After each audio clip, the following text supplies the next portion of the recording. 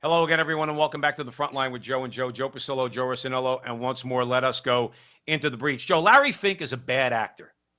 And what I mean by that, not actor like actor, actress, actor. He's a bad character. He's a bad actor on the American scene, okay?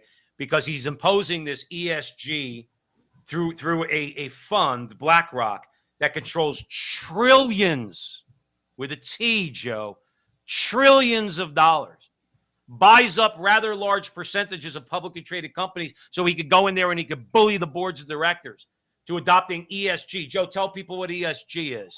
It's environmental social governance. So basically, companies work in tandem with governments to put forth legislative, basically, doctrines which go outside of the law to basically push forth an agenda. Right. Now, he says at the Aspen Ideas Festival, whatever the hell that is, there should be the Aspen Bad Ideas Festival just about a week ago. Quote, I'm not going to use the word ESG because it's been misused by the far left and the far right. Wrong, Larry. It's been properly used by the far right. If you consider Joe and I far right, then fine. But we're using it properly. You are trying to control what people think. That's what you're doing, Larry. You're trying to control what people see on the internet. You're trying to control how people operate their workplace by forcing them to use pronouns and put rainbow flags up all over the place. When maybe they just want to do business, Joe Rossinello. Maybe a company, Joe, a publicly traded company, just wants to do business. They don't discriminate against these people. They don't discriminate against these people. They don't put up cultural symbols. They don't put up religious symbols. They don't put up political symbols. Maybe they fly an American flag, which I think is appropriate. Of course, the left would think that's a political symbol too, but maybe they fly the American flag. And they're not interested in what Larry Fink and ESG and BlackRock have to say about the way they do business. But Larry Fink is a bully. And the government is my larger point in wanting to talk about this, Joe. Conservatives better get their heads out of their butts and better get it through their head. Government action is needed when it comes to dealing with people like BlackRock and Larry Fink. They control too much money, Joe. They have too much power and influence, and that power and influence needs to be taken away from them by an action of the federal government. But that'll never happen because Larry Fink gives too much money to both parties. You see, that's why I always say the fight is against the establishment. Larry Fink is so baked into the establishment.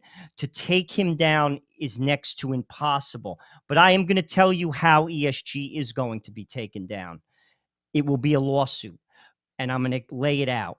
Please Basically, do. ESG impacts the bottom line of publicly traded companies, which means if a company goes public, the people lend it money to operate, which means the company owes me basically their, I guess, to call it, for a lack of a better word, their right to make money. They want to push forward. They want to make me. They have to make me money. Well, it's called a fiduciary responsibility. There you go. And they're breaching their fiduciary responsibility, imposing ideology, which impacts the bottom line. And ultimately, what will happen? It will be a lawsuit, because there'll be an outcome which hurts a company drastically, maybe even bankrupts it, which impacts the people. There will be a class action suit, and it will almost be like another regulation in trading on Wall Street, which will basically say, if you're a publicly traded company, you can't do this because you have a fiduciary responsibility to your shareholders. Right. That hasn't happened yet. Eventually, in my book, it will. Well, it better. Because it has. It's already been proven with Bud Light, with Target, with CNN, with Disney. ESG has impacted the bottom line, and people invest in those companies, and you're screwing with them. You're breaching your fiduciary obligation, and ultimately that will end. It will end with a lawsuit. Sadly, once again, that will take time. People will lose money. And what I would say to people is this: in the interim, don't give those companies money. Now, listen, you can't be like a purist with that. We live in the world. I mean, let's be honest. Like, I don't bake my own bread. You know what I'm saying? Like, and I'm not going to. because I'm just going to be very forthright. But there are things you can do. Go to Dunkin' Donuts instead of Starbucks. You could do that. Don't watch Major League Baseball. You could do that. Right. Don't buy their jerseys. You can do that. Right. Don't go to Disney. Don't buy their products. You can Don't do that. use Netflix. And if enough people did that, they would change their tune in a heartbeat. But that's why guys like Larry Fink and the oligarchs that he's in bed with, that's why they want to destroy our what would be a free market system where you have competition. So you remember, Joe, fascist economics or corporatism is where the government, big business, big labor all make decisions for all the people that they want to grind into dust. Okay. And that's what you really have here. So if you had a real free market system, a real capitalist system, then the Larry Finks of the world, number one, don't get to the level of power that they have.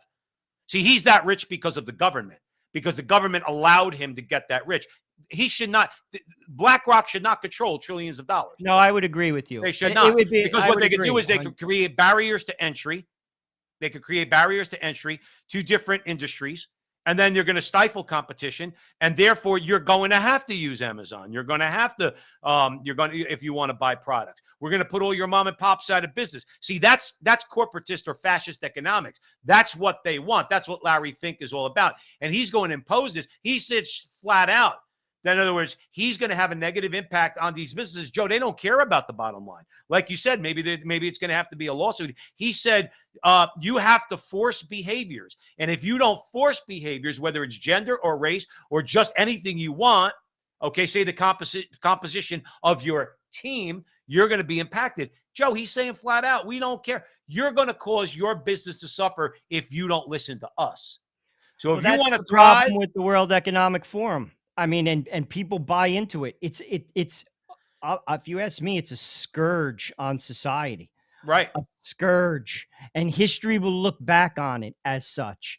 And frankly, to your point, Joe, I think he is a bad actor, and he should never have been allowed to get that powerful. But Right. he is. He And is. to take down such a person, frankly, is very hard because our government is in bed with this man. Joe, we Both need a conservatives, don't think for a minute, Joe, don't think for a minute, the quote unquote so-called conservative, you won't have your position. Joe, there needs to be a third party, at Well, least, and what at it is, least one I third think, party. I'll be truthful with you. I don't think we're going to vote our way out of it.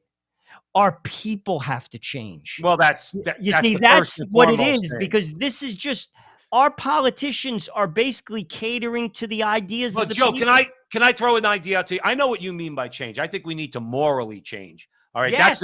that's the most fundamental thing. But one of the ways we have to change, aside from that very important way of changing, okay, we have to get our head straight morally in this country, aka stop killing babies in the womb. That would be a really good start. We have to change people. People are afraid when you put it on them to not think ideologically too. You have to be able to think non-ideologically. What does that mean? That means a conservative like you, Joe Rossinello, you are conservative. I am conservative. I think we're authentic conservatives, but I am not going to bend my knee, which means I'm going to be non-ideological when it comes to using the power of the federal government to put a check on business.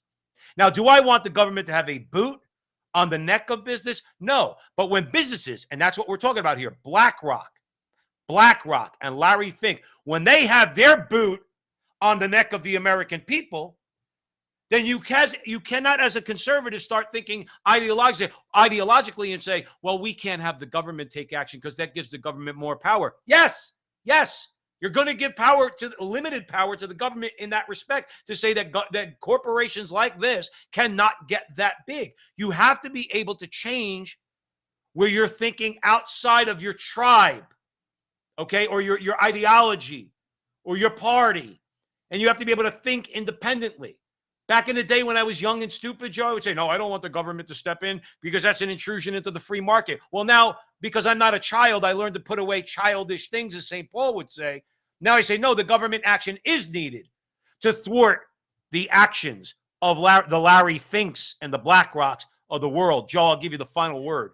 I would agree with you, but sadly, his hands and tentacles are on both sides of the aisle. Same with the Koch brothers; they give to both sides. Um, you have to get money out of politics, and that would require a revolution because neither side is going to what's it called give in to that because that's how they wield their power. I just listened to a clip in South Carolina. I'm just using Donald Trump as an example. What's his face? Lindsey Graham was booed because he is part of the establishment. Yep. And a lot of people are starting to see that because of social media. And that's why they're cracking down on social media because they can't have that. They can't, they have to control the people. You said it right. They use the media to do that. They use ESG to do that. They have to. Why? Because it's about power, Right. maintaining their power. To your point, Joe, I agree with you. Fink should never be allowed. That would take something that would literally turn the country upside down. We're seeing that with Donald Trump. Here's like him or not, they're not having it. Why? Because he's a populist. What does that mean? He's looking to give power back to people. And people like Larry Fink, they're not having that. That's right. That's right. We got to leave it there. Thank you for joining us here at the Frontline with Joe Pasillo and Joe Resinello. And stick around for more great content. And wherever you see these videos, please share them with your friends all over social media if you like what we're doing. Thanks again.